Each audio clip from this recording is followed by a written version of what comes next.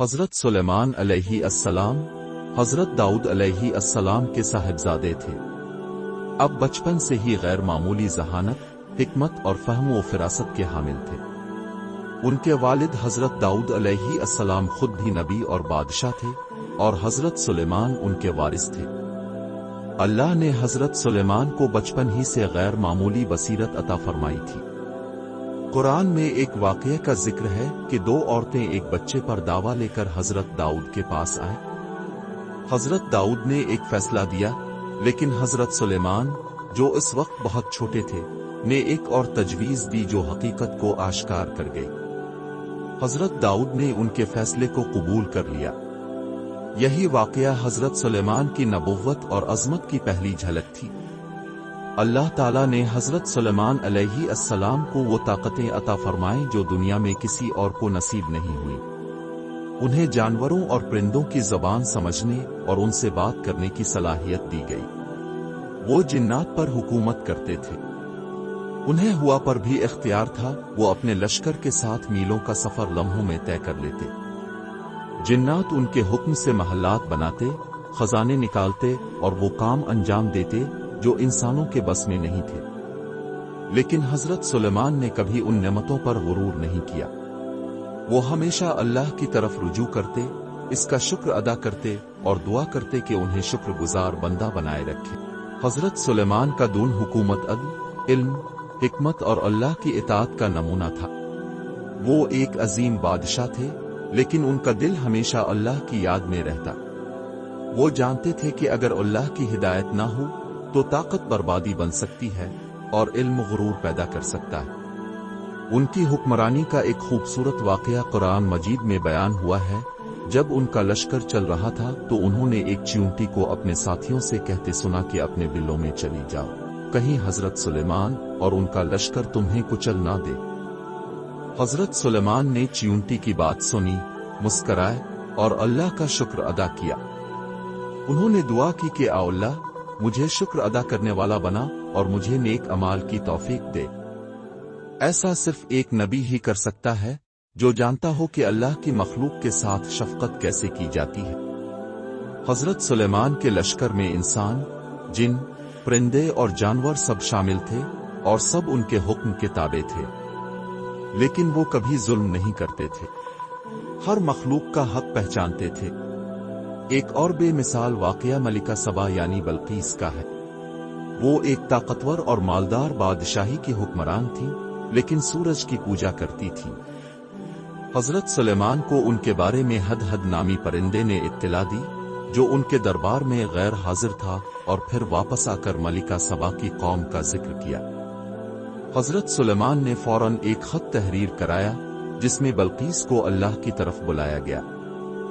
خط نہ دھمکی آمیز تھا اور نہ غرور سے بھرا ہوا، بلکہ حکمت، دعوت اور نرمی سے مزین تھا۔ بلقیس نے خط پڑھا اور سوچنے پر مجبور ہو گئی۔ وہ خود بہت سمجھدار تھیں۔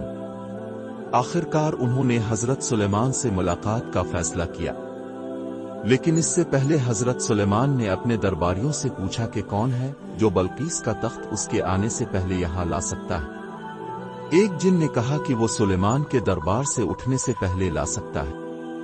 لیکن ایک اور شخص جسے اللہ کی کتاب کا علم تھا، اس نے کہا کہ وہ پلک جھپکنے سے پہلے تخت لا سکتا ہے۔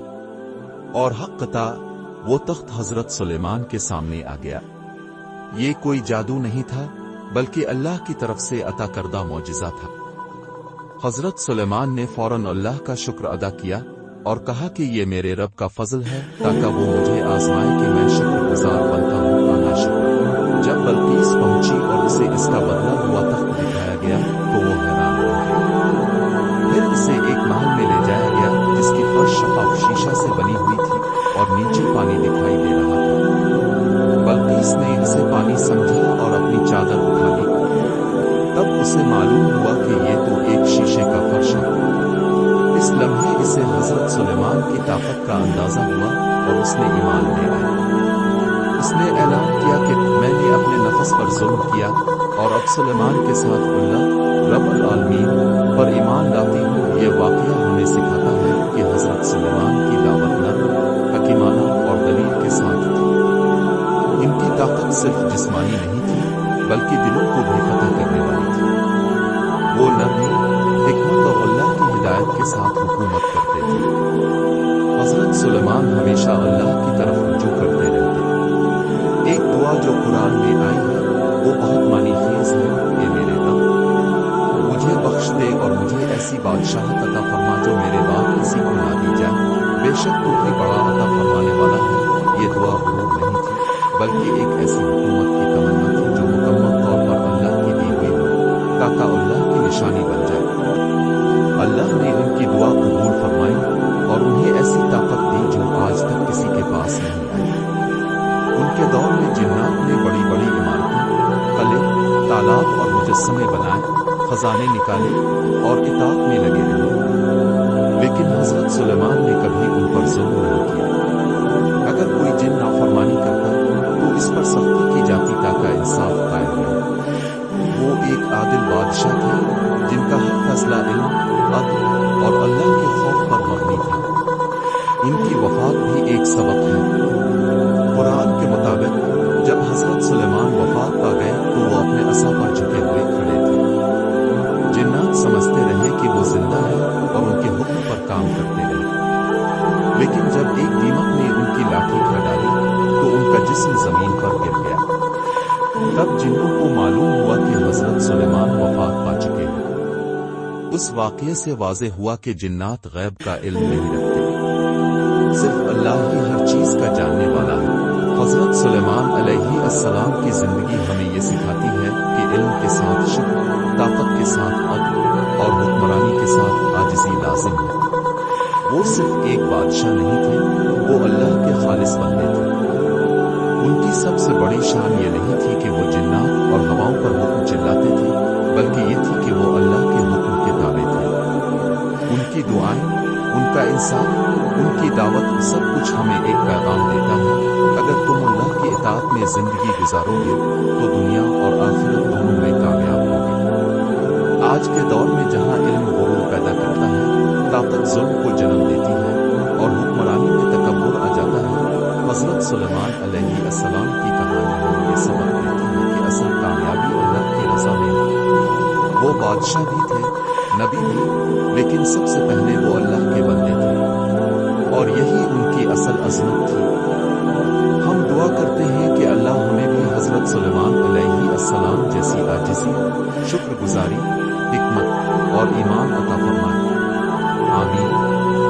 اگر آپ کو حضرت سلیمان علیہ السلام کی یہ کہانی پسند آئی ہو تو ہمارے چینل دی اسلامک واکس کو سبسکرائب کریں، ویڈیو کو لائک اور شیئر کریں، اور تبصرے میں ہمیں بتائیں کہ آپ کو اس کہانی سے کیا سیکھنے کو ملا۔ اگلی ویڈیو تک کے لیے السلام علیکم ورحمۃ اللہ وبرکاتہ۔